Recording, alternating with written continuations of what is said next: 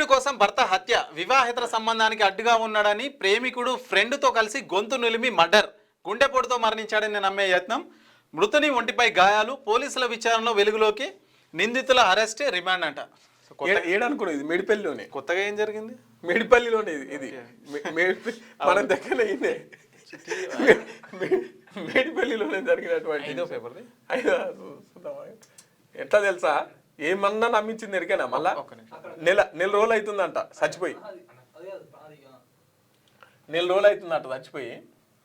నెల రోజుల తర్వాత పోలీసు వాళ్ళకి ఆఖరికి తవిడు కొట్టేసరికి తవ్వితే ఆడు బయట పడ్డాడు. ఈమెనే అమ్మగారు, ఈమెనే పూర్ణిమ. ప్రియుడి కోసం భర్త మర్డర్, భార్య ప్రియుడు స్నేహితుడు అరెస్ట్ అంట. అక్రమ సంబంధం వ్యామోహంలో భర్తను హత్య చేసిన భార్య, ఆమె ప్రియుడు మరొకరిని మేడిపల్లి పోలీసులు సోమవారం అరెస్ట్ చేశారు. గుండెపోటుగా చిత్రీకరించి అందరినీ నమ్మించిన, ఒంటిపై గాయాలకు సంబంధించిన అనుమానం ఈ మర్డర్ మిస్టరీని బయటపెట్టింది. మేడిపల్లి పోలీసులు వెల్లడించిన వివరాల ప్రకారం బోడుప్పల్ ఈస్ట్ బృందావన్ కాలనీకి చెందిన విజే అశోక్ శ్రీనిధి యూనివర్సిటీలో లాజిస్టిక్ మేనేజర్గా పనిచేస్తున్నారు.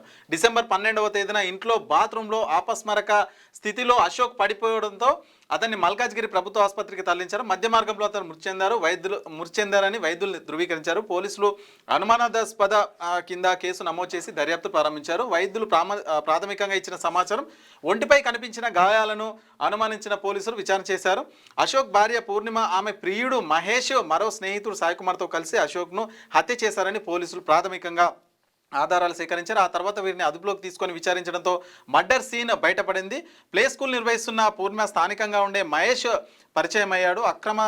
అతనితో అక్రమ సంబంధం పెట్టుకుంది. ఈ వ్యవహారంపై అనుమానం వ్యక్తం చేసిన అశోక్ పలుమార్లు పూర్ణిమను నిలదీశారు. భర్తపై కక్ష పెంచుకుంది. డిసెంబర్ 11న సాయంత్రం ఇంటికి వచ్చాడు. అప్పటికే పూర్ణిమ, ఆమె ప్రియుడు మహేష్ స్నేహితుడు సాయికిరణ్ ముందస్తుగా పథకం రచించుకున్నారు. ఇంట్లోకి రాగానే అతనిపై దాడి చేసి కింద పడేశారు. పూర్ణిమ అతని కాళ్ళు పట్టుకోగా మహేష్ 3 చున్నీలతో అతని మెడకు బిగించి అతన్ని ఊపిరాడకుండా చేశాడు. ఆ తర్వాత అశోక్ బట్టలను మార్చి బాత్రూంలో అపస్మరక స్థితిలో పడిపోయినట్లుగా చిత్రీకరించారు. బంధువులకు, కుటుంబ సభ్యులకు అశోక్ గుండెపోటుతో మరణించినట్లు అందరిని నమ్మించినట్లు నిందితులు పోలీసులు అయితే విచారణలో తేలింది.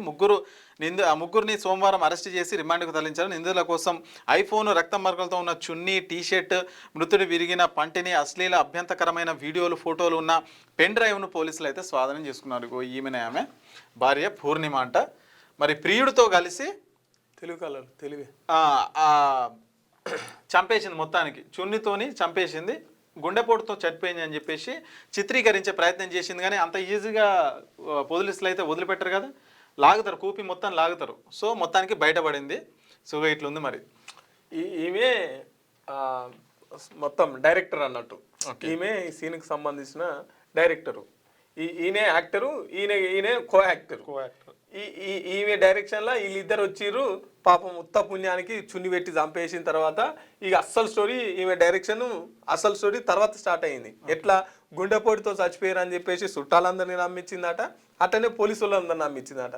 పోలీసులు నమ్మితే పనులు ఇరిగి ఉన్నాయి, కాట్లు ఉన్నాయి, ఇదంతా అని చెప్పేసి పోలీసులు ముచ్చట మొత్తం తేడాల్సిందని చెప్పేసి అసలు గుంజితే ఏముంది, ఫోన్ పట్టుకుంటే చరిత్ర అంతా బయట ఉంటుంది. ఇక పాపం ఉత్త పుణ్యానికి వీడు కూడా ఇరిగిపోయాడు. ఇప్పుడు మర్డర్ చూసినావా, వీని సోపతికి పోయినందుకు వీడు కూడా మర్డర్ కేసులు ఇరుక్కున్నటువంటి పరిస్థితి. ఈ అసలాం బాగానే ఉన్నది, వీడు బాగానే ఉన్నాడు. వీడు తప్పున్నాను పోయి వీడు కూడా ఇరుక్కున్నాడు. ఇక అందరికీ ఆడుతుంది కదా, అందరికీ అంటుకుంటుంది, అందరికీ కూర్చుంటారు కదా లోపల పోయి. సుడురి ఎట్లా చంపుతున్నారంటే, జీవితాంతం తోడుంటామని చెప్పేసి 3 ముళ్ళు వేసుకొని 7 అడుగులు వేసిన తర్వాత ఇప్పుడు ఇంతకుముందుకు ఎట్లుండేదంటే, అమ్మ నాన్న కంటే ఎక్కువ భర్త ఉండేది, అమ్మ నాన్న కంటే ఎక్కువ భార్య ఉండేది. ఇప్పుడు అమ్మ నాన్న కంటే భర్త కంటే ఎక్కువ ప్రియుడు అయిపోతున్నాడు. ఏం సమాచారం నాయన, ఇగో ఇట్లా ఇట్లా ఇట్లా ఇట్లా నడుస్తున్నది వ్యవస్థ.